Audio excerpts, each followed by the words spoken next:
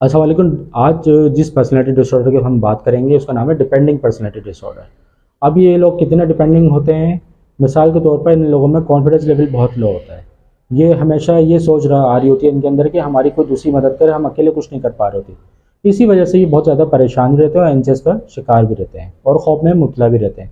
मेरा नाम आमिर है, मैं एक psychologist, reiki master and therapist हूँ। डिपेंडिंग पर्सनैलिटी डिसऑर्डर की पहचान हमेशा हम 8 क्राइटेरिया के ज़रिए करेंगे।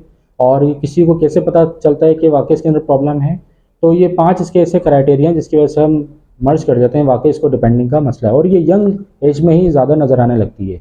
इसका नंबर 1 जो क्राइटेरिया है वो आया था day to day activities when help of other, यानी कि अकेले कुछ नहीं कर पा रहे होते, हमेशा कोई ना कोई इनकी दूसरी मदद के लिए हमेशा खड़ा रहे। और ये कहीं प्रॉब्लम में भी आ जाए तो हमेशा ये उसी पार्टिकुलर शख्स को ही मदद के लिए पुकार होते, चाहे वो मदद खुद से भी हो सकती थी या किसी से पूछ के भी हो सकती है। कोई भी चीज़ ख़राब हो जाए या किसी चीज़ की ज़रूरत क्यों ना पड़ जाए या रास्ते में इनकी गाड़ी ख़राब हो जाए, या उसी को ही बुलाएंगे ताकि इसकी आप हेल्प आउट कर सको। इसका सेकंड क्राइटेरिया आया था find difficulty to take responsibility. मिसाल के तौर पर इनके अंदर एनर्जी तो होती है, इनके अंदर ख्वाहिश भी होती है, लेकिन ये कोई भी काम करने से पहले 50 लोगों से पूछ रहे होते हैं। 50 से मुराद अपने सराउंडिंग के जितने इनके कॉन्टेक्ट्स में होते हैं सबसे मशवरा कर रहे होते हैं, चाहे वो मोबाइल लेना हो, किसी जगह विज़िट करनी हो, चाहे कपड़े ख़रीदने हो या कोई भी पसंद की चीज़ लेनी हो, ज़रूरत की चीज़, तो ये हमेशा 50 लोगों से मशवरा करेंगे। उसके बाद अगर कोई प्रॉब्लम निकल आई इसमें, तो ये हमेशा इल्ज़ाम उसी पे डालने की कोशिश करेंगे, ये तो मैं ले ही नहीं रही थी, ये तो आपकी वजह से मैंने ली थी। इसके जो तीसरा क्राइटेरिया आ जाता है वो आ जाता है डिसएग्रीमेंट शो। मिसाल के तौर पे किसी को मना नहीं कर पा रहे होते, हर एक के लिए तैयार रहते हैं कोई भी काम के लिए, कहीं वो उसका नाराज़ ना हो जाए। इसका चौथा क्राइटेरिया आता है डिफ़िकल्टी इनिशियल फॉर प्रोजेक्ट। मिसाल के तौर पर इनको कोई भी चीज़ लेनी क्यों ना हो, ये कहीं जाना क्यों ना हो, ये दूसरों पर डिपेंड रहते हैं। चाहें तो खुद भी जा सकते हैं, इनके अंदर इतनी एनर्जी होती है, ख्वाहिश भी होती है, इनका मेन मोटिवेशन भी खुद होते हैं, ये मुझे करना है, ये मुझे अपने आप को बनाना है, चेंज करना है, लेकिन इसके साथ ये दूसरों पर डिपेंड रहते हैं, वो जाएगा तो मैं जाऊँगी। इसी तरह ये अक्सर आपने देखा होगा, ये यूनिवर्सिटी या कॉलेज गोइंग बच्चों में भी अक्सर ये नज़र आ रहा होता है कि इसकी वजह से ही नहीं जा पा रहे होते, इसकी वजह से ये प्रॉब्लम आगे चल के इनकी बड़ी रियलिस्टिक तौर पर सामने आ रही होती है। ये खुद से नहीं कर पा रहे होते, दूसरों पर डिपेंड होते हैं, वो जाएगा तो मैं जाऊँगी, चाहे वो कुछ खरीदो फरोख्त से मुतालिक हो, विज़िट करना हो या किसी मीटिंग में क्यों ना जाना हो। इसका जो पाँचवा क्राइटेरिया है फॉर वॉलंटियरिंग, हमेशा मदद के लिए किसी न किसी के लिए तैयार रहते हैं।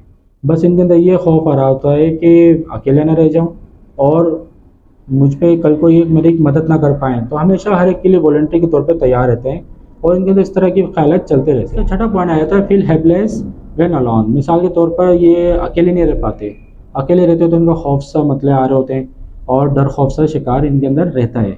अब अक्सर आपने देखा होगा कि कुछ लोग जा रहे होते हैं किसी दावत में, तो ये अकेले नहीं रह पाते, घर में बोलते हैं मुझे उसके घर छोड़ाओ तो फिर मैं रह लूँगा, हालांकि वो घर 2 कमरे के क्यों ना हो, तो ये अकेले रहने में बहुत ज़्यादा तक कतरा रहे होते हैं। रहता है अर्जेंटली सीक अनदर रिलेशनशिप। मिसाल के तौर पर इनका घर चेंज हो, जॉब चेंज हो या इनके दोस्त चेंज हो जाए, ये फ़ौरन नए दोस्त बनाने की कोशिश में रहते हैं, क्योंकि ये डिपेंडिंग इतने होते हैं और ये अकेले रहने में बहुत ज़्यादा डर रहे होते हैं, जिसकी वजह से ये अकेले नहीं रह पाते और फ़ौरन कोई ना कोई रिलेशन बनाने की कोशिश। और आखिरी क्राइटेरिया था unrealistic fear when help of other. मिसाल के तौर पर ये अकेले नहीं रह पा रहे होते, अकेले रहने में बहुत ज़्यादा खौफ का शिकार रहते हैं, इसी वजह से इनकी एंग्जाइटी बढ़ती रहती है और ये डर कोई ना कोई डर इनके अंदर मुबतला रहता ही रहता है कि मुझे कहीं बीमार ना पड़ जाऊँ, कहीं मेरे से कोई हादसा घर में ना हो जाए या कोई चीज़ ख़त्म ना हो जाए या कोई मेडिसिन मेरी ना रह जाए, तो ये अकेले रहने में बड़ा डर रहे होते हैं, जिसकी वजह से इनको कोई ना कोई साथ चाहिए होता है।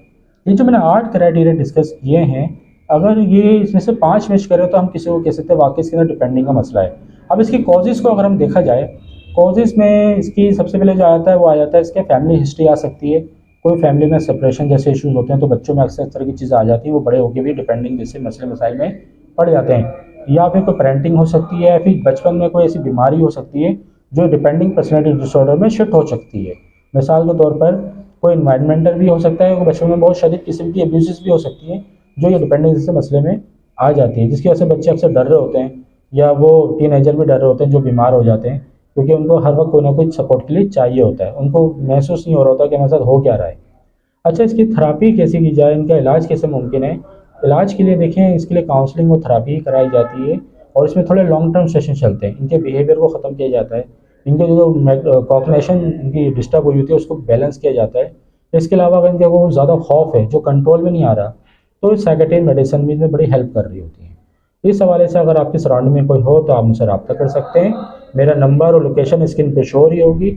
और अगर आप मेरी वीडियो यूट्यूब पे देख रहे हैं तो आप उस चैनल को लाजमी सब्सक्राइब कर लीजिएगा, और ये वीडियो अगर आप फेसबुक पे देख रहे हैं तो लाजमी इसको लाइक करिएगा, दूसरों से शेयर कीजिएगा। शुक्रिया।